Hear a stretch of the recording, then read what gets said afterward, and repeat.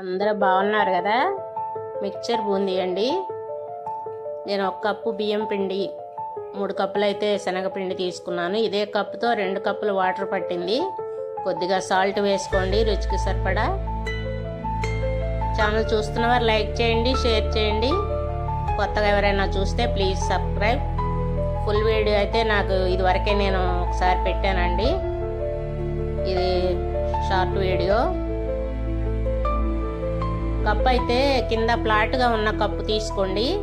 ఎందుకంటే మనం పిండి వత్తాలి కదా, అలా తిప్పినప్పుడు ఈజీగా పడుతుంది మనకి కింద ఫ్లాట్గా ఉంటే. అన్నీ నూనెలోనే ఫ్రై చేసుకున్నానండి.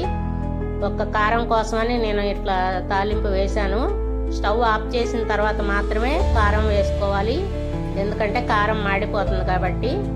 కొద్దిగా ఆయిల్లో, 1 స్పూన్ ఆయిల్లో నేను వెల్లుల్లిపాయలు చెతకొట్టి వేయించుకున్నాను. వేయించిన కరివేపాకే వేసేసానండి. ఓకే, బాయ్ అండి.